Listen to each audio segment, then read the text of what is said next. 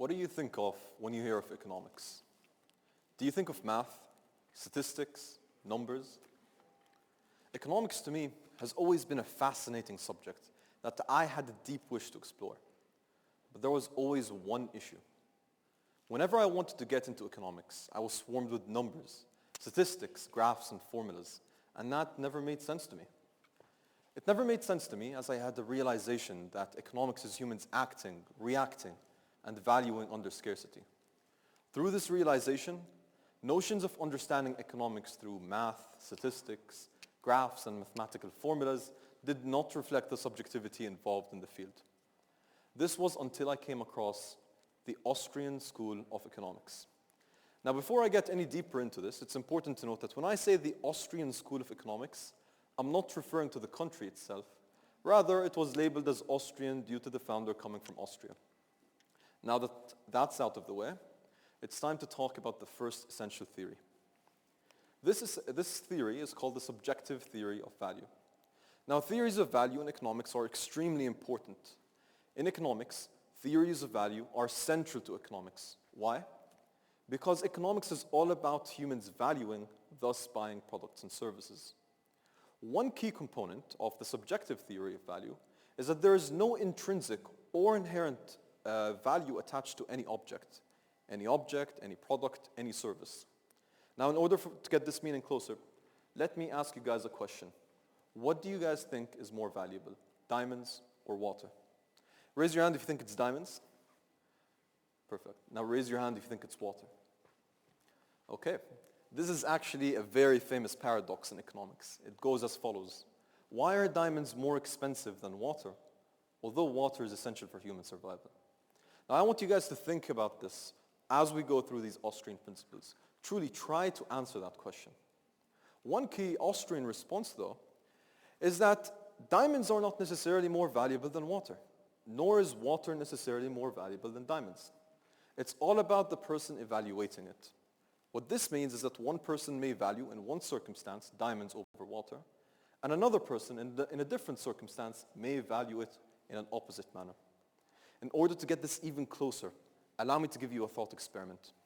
Imagine there's a man stranded on an island, and suddenly he's given these two choices, water and diamonds. What do you think he would choose?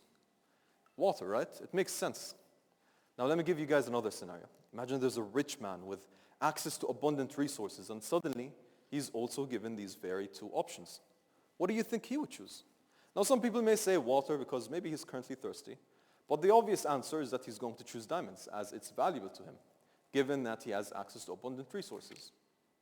Now, the point of this thought experiment is for us to understand how one person can value one thing and another person may value something differently, hence the subjective theory of value. Now that we've gone over that, it's time to talk about how humans value. There are two main conceptions to keep in mind. There's an ordinal conception and there's a cardinal conception. An ordinal conception of value entails that things are valued in order of preference. So for example, I have a watermelon, water, and a banana. My valuation of these things are in order of preference. So my valuations right now may be in that exact order. Another person may have a different order of preference. The point is that an ordinal conception is exactly in order of preference. This is contrary to a cardinal perception of value, where a specific numeric value is attached to each product, service, or object. Austrian economists dismiss cardinal conceptions. Why? Humans do not think this way. They do not act this way. Humans do not act this way. Now this will slowly transition us to the next Austrian theory, human action. Human action is a form of reasoning that Austrian economists deploy once examining economic phenomena. Whether they're analyzing, looking, or predicting economic phenomena, they deploy some form of deductive reasoning that stems from a general idea and narrows down to a specific conclusion that is derived from this general idea. This is what we call deductive reasoning, a top-down level analysis. Now, statistics and graphs alone cannot formulate economic theory, nor can they form economic conclusions. There needs to be some form of reasoning that allows us to understand one economic phenomena in relation to another economic phenomenon. To make this simpler, two sets of data will never make sense in relation to each other unless there is some form of reasoning that allows us to understand one set of data with another set of data.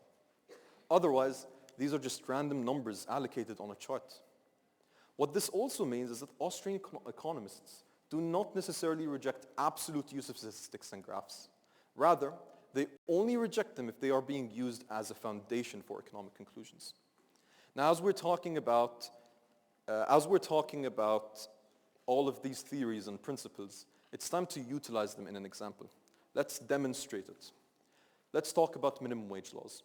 Minimum wage laws are laws set by a government authority that prohibits an employer from paying his worker lower than the amount set by the government. Let's use Austrian principles in order to understand whether this is a good economic policy or a bad economic policy. Austrian economists believe that this is a bad economic policy. Why? It harms the very workers we wish to protect. Why? Because it contributes to unemployment and inflation. Let's talk about that. Imagine there's a man, a worker that is employed by his employer. And this employer is valued at $8 an hour. So the employer values his worker at $8 an hour. The worker, who is valued at $8 an hour, is suddenly paid $10 an hour because the law mandated that the employer pays him such. Now, in that specific circumstance, in that context, the employer has little reason to keep him. Why? Because he values him at $8 an hour, but he's mandated to pay him $10 an hour. In that specific context, he's probably going to fire the worker. An alternative solution that he may take, the employer, is to simply raise the prices of goods. So raising the prices of goods is simply inflation. The prices are rising. So in both scenarios, this contributes to inflation and unemployment, and it harms the very worker we wish to protect. Now, Austrian economics is truly fascinating, and I invite everyone in this room to explore it, as it not only helps us understand the world around us, rather, it also helps us form better financial decisions. Thank you.